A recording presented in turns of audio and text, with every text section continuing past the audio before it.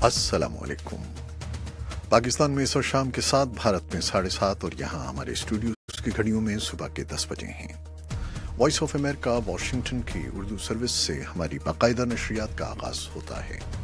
پہلے گھنٹے کے لیے میں ہوں آپ کا میزبان خالد حمید۔ فیس بک لائیو پر ہم آپ کے سامنے ہیں اور ویب سائٹ اور ریڈیو پر ہمارا یہ 1 گھنٹے کا نیوز شو جاری رہے گا۔ تو آغاز کرتے ہیں پہلے آج کی اہم خبروں کی سرخیوں سے۔ اتوار کو متنازع کشمیر کو تقسیم کرنے والی حد بندی لائن پر بھارت اور پاکستان کی افواج کے درمیان ہوئی جھڑپوں میں نئی دہلی کے زیر انتظام کشمیر کے مینڈھر علاقے میں ایک ہی کنبے کے 5 افراد ہلاک اور 2 زخمی ہو گئے ہیں۔ دفتر خارجہ کے ذرائع کے مطابق پاکستان نے فیصلہ کیا ہے کہ وہ اپنے ہائی کمشنر کو اس وقت تک نئی دہلی نہیں بھیجے گا جب تک بھارت کے ساتھ تعلقات میں بہتری رونما نہیں ہوتی، اور بھارتی خفیہ ادارے پاکستانی سفارتی عملے اور ان کے اہل خانہ کو ہراساں کرنے کا سلسلہ ختم نہیں کر دیتے۔ پاکستان کی فوج کے ترجمان میجر جنرل آصف غفور نے پاکستان کے اس موقف کا اعادہ کیا ہے کہ اس نے بھرپور فوجی کارروائیوں سے اپنی سرزمین پر تمام دہشت گرد گروپوں بشمول حقانی نیٹ ورک یا ماچگاہوں کا خاتمہ کر دیا ہے۔ وفاق کے زیر انتظام قبائلی علاقوں میں تشدد کے مختلف واقعات میں ایک سیکیورٹی اہلکار اور انسداد پولیو مہم سے وابستہ 2 کارکنان ہلاک ہو گئے ہیں۔ افغانستان میں قید خیبر پختونخوا کے 24 افراد کے لواحقین نے حکومت سے ان افراد کی رہائی کے لیے کردار ادا کرنے کا مطالبہ کیا ہے۔ ایک امریکی سفارتکار نے کہا ہے کہ امریکہ اور یورپی طاقتیں ایرانی جوہری معاہدے سے متعلق ایک ممکنہ اضافی سمجھوتے کے بارے میں بات چیت کر رہی ہیں۔ اور روس میں ہونے والے انتخاب کے حتمی نتائج کا اعلان آج پیر کو متوقع ہے، تاہم اطلاعات کے مطابق موجودہ صدر ولادیمیر پوٹن نے واضح برتری حاصل کر لی ہے۔ اور ترک فوج کی قیادت میں مسلح دستے اتوار کو کسی مقابلے کے بغیر افرین شہر میں داخل ہو گئے ہیں۔ یہ تھیں 6 سرخیاں، تفصیل کچھ دیر کے بعد۔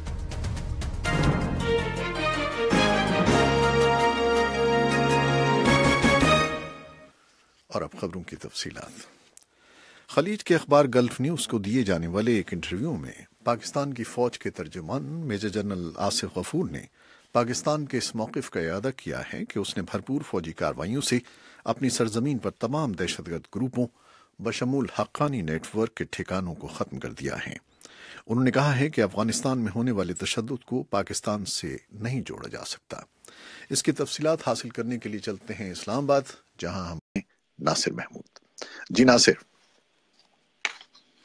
جی خالد صاحب، جیسے کہ ابھی آپ نے مختصراً بتایا ہمارے سامعین کو کہ پاکستان کی بڑی فوج کے جو ترجمان ہیں انہوں نے کل کو ایک انٹرویو میں اس عزم کا اس موقف کا اعادہ کیا ہے۔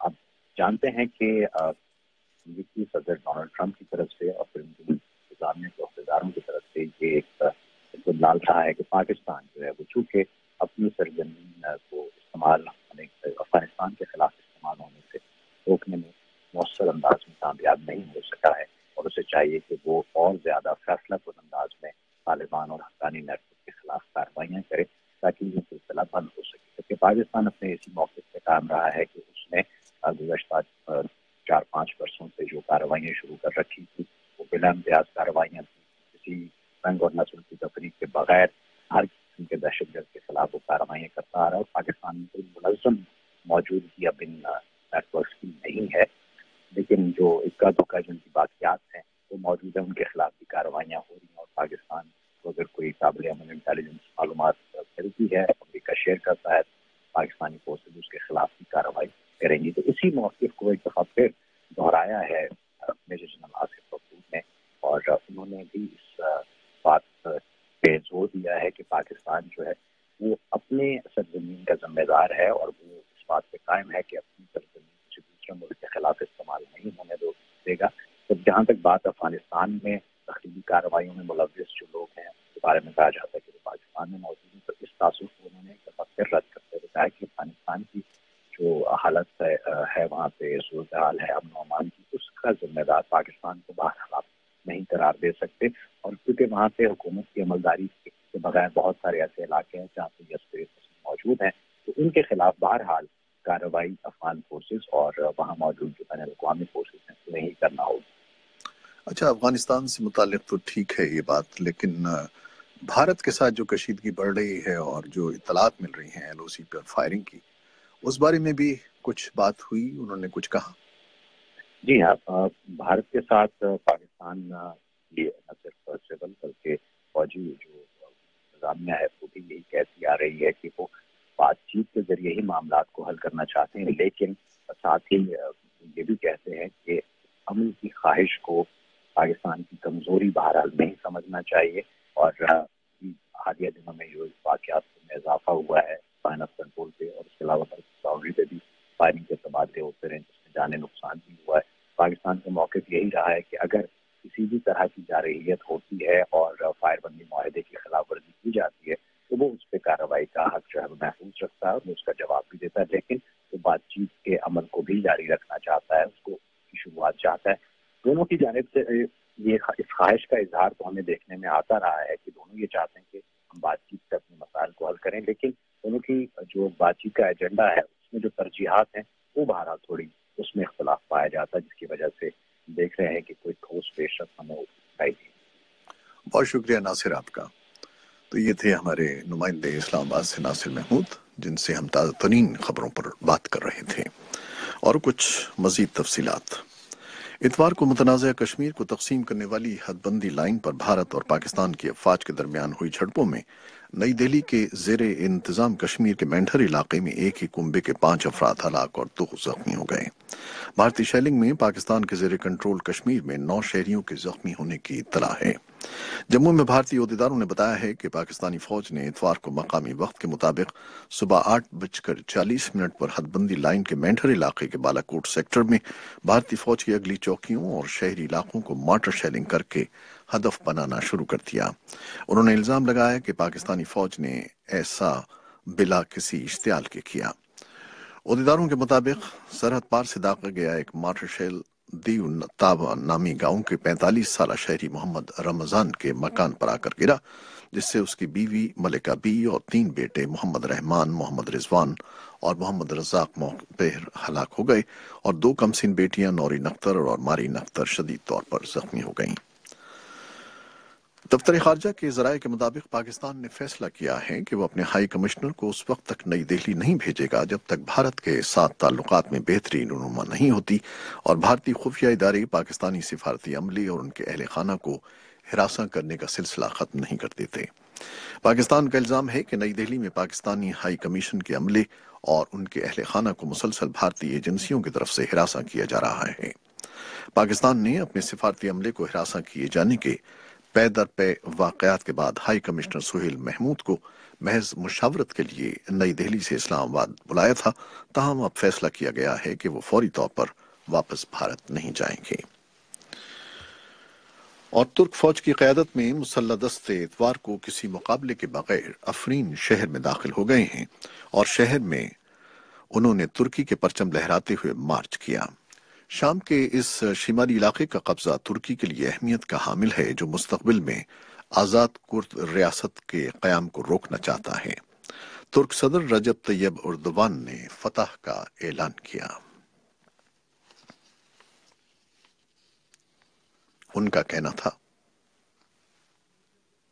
Most of the terrorists have already fled with tails between their legs. Our special forces and members of the Free Syrian Army are cleaning the remains and the traps they left behind. وہ کہہ رہے ہیں کہ بیشتر دہشت گرد پہلے ہی بھاگ چکے تھے۔ ہماری اسپیشل فورسز اور فری سیرین آرمی ان کی بقایا جات کا صفایا کر رہی ہے۔ ترک صدر نے دعویٰ کیا کہ شامی کرد ملیشیا YPJ کا تعلق کلدم کردستان ورکرز پارٹی سے ہے۔ ترکی کی حمایت یافتہ ملیشیا کے جنگجوؤں کا کہنا ہے کہ وہ شام میں ہر جگہ کردوں کا مقابلہ کریں گے۔ ایک جنگجو کا کہنا تھا، If God is willing, we are going to Manjib, and after Manjib toward Hasaka. We will follow the Kurds wherever, both the PKK and the YPG. وہ کہہ رہے ہیں اگر اللہ نے چاہا تو ہم مانبج جائیں گے اور اس کے بعد ہساکا، ہم کردوں کا ہر جگہ پیچھا کریں گے، PKK کا بھی اور YPJ کا بھی۔ یہ تھے ایک جنگجو کے الفاظ۔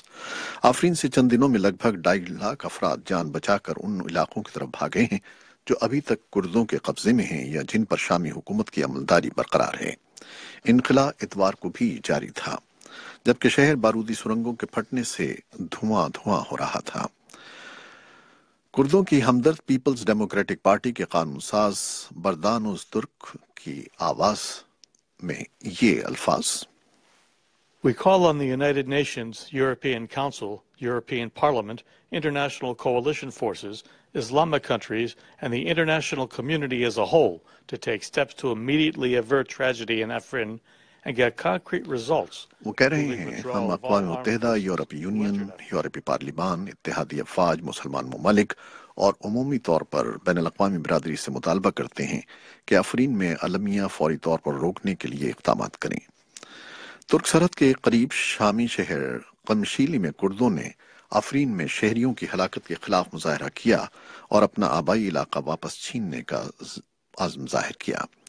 मुजाहरे में शरीक एक कुर्द का कहना था, Even if the Turks stay in Afrin for 1,000 years, we will kick them out and take back our land because they don't own anything in it.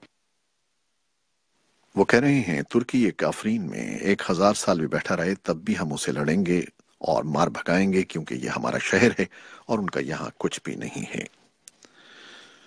तो ये थी तुर्की के शहर अफरीन के कब्जे के बारे में एक रिपोर्ट। इसके साथ ही हमारे आज के इस फेसबुक लाइव के पर जाने वाले बुलेटिन का वक्त खत्म होता है। वेबसाइट और रेडियो पर हम यहाँ आपके साथ रहेंगे। तो फेसबुक लाइव से इजाजत चाहते हैं। अल्लाह हाफिज।